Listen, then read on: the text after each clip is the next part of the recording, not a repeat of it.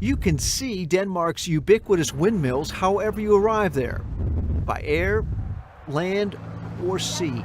Today we have 30% of all our electricity stemming from renewables, primarily wind and biomass. On the streets of Copenhagen, the Danes' commitment to living and working more sustainably has become part of their national culture. As most other Copenhageners, I use my bicycle every day to go back and forth to the town hall. To accelerate the transition to more sustainable electric vehicles, the government has suspended its painful new car tax on EVs, which can be as high as 180% for some carbon-burning cars. We had a very tough wake-up call back in 1973, when actually we had a crisis, an oil crisis. At that time we were 99% dependent on imported fossil fuels. So it turned so bad that people were prohibited to drive their private cars on Sundays. Now, as Denmark's Minister of Climate and Energy, Connie Hedegaard will be chairing the COP15 climate change debates.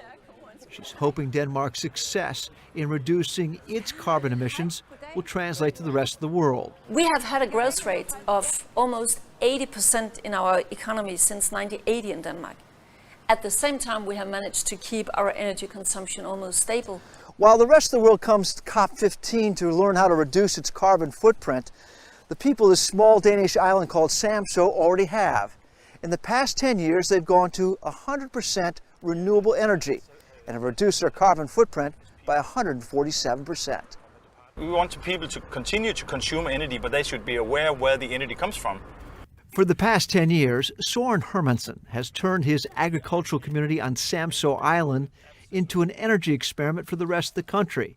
It is now the talk of the sustainability world. Well, the real convincing aspect was that you could actually save money. The climate or the environmental impact was just kind of a positive side effect of it.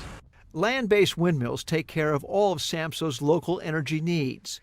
Their community investment in offshore windmills allows them to sell energy back to the mainland to offset the island's transport costs, which still depend on oil. It's not just pure theory. It is doable in practical life. It's not that difficult. Most of the solutions that we need, they are there already. And if you use them, you can save money. Copenhagen's Mayor Klaus Bondum is building more bike lanes and bridges and plan to convert the city's fleet of cars to all-electric vehicles as part of Copenhagen's master plan to become the world's eco-metropolis by 2015. So we have an understanding that you can actually harm your surroundings if you don't think about what you're doing.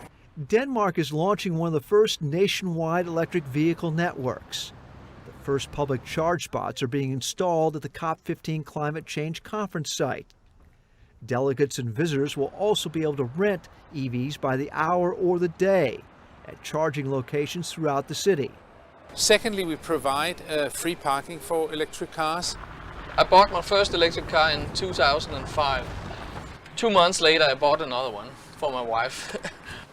Peter Christensen and his wife are part of a European Union feasibility study on the practicality of making the switch to EVs. Don't have to care about gear. It's only forwards and backwards. It's very easy. In addition to buying EVs, the Christensen family has a 10-year government-backed mortgage on their own 1-megawatt windmill for powering their cars, all of their other household needs, and to sell power back to their utility company. It's making money.